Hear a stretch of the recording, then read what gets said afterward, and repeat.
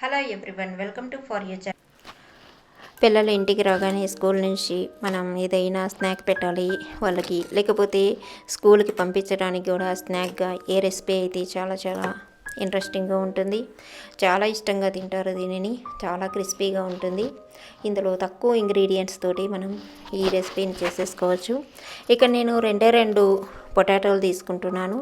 ఈ పొటాటోలన్నీ బాగా మట్టి లేకుండా వాష్ చేసుకోవాలి. వాష్ చేసుకున్న తర్వాత దీనిని పీల్ చేసుకొని ఇలా గ్రేట్ చేసుకోవాలి. మనం సన్నగా తురుముకున్న తర్వాత దీన్ని వాష్ చేసుకుంటాము. ఇక్కడ పొటాటోలు మనకు మార్కెట్లో 2 రకాల పొటాటోలు దొరుకుతాయి. మనం చిప్స్ చేసేటటువంటి పొటాటో అని అడిగినట్లయితే మనకు కరెక్ట్గా వాళ్ళు ఇస్తారు.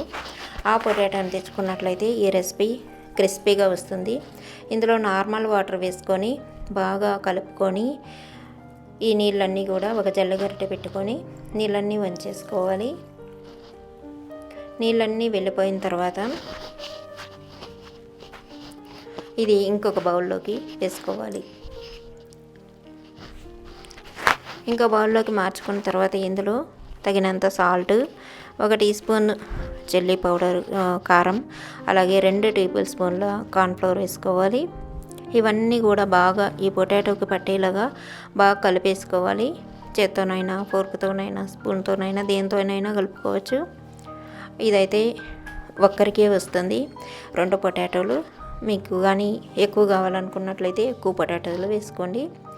ఇప్పుడు దీనిని కొంచెం ఆయిల్ వేసుకొని పెనం మీద ఇదంతా కూడా పల్చగా వేసేసుకోవాలి. ఈ కార్న్ఫ్లోర్ వేయడం వల్ల మనకు ఇంకా క్రిస్పీగా వస్తుంది. దీన్ని ఇలా వేసుకున్న తర్వాత మూత పెట్టి ఒక 2 నిమిషాలు ఉడకనివ్వండి. తర్వాత మనం ఇట్లా తిప్పుకున్నట్లయితే మంచి కలర్లో క్రిస్పీగా వస్తుంది. రెండో వైపు కూడా బాగా కాల్చుకొని మూత పెట్టకుండా మనం ఫ్రై చేసుకున్నట్లయితే బాగా క్రిస్పీగా వస్తుంది.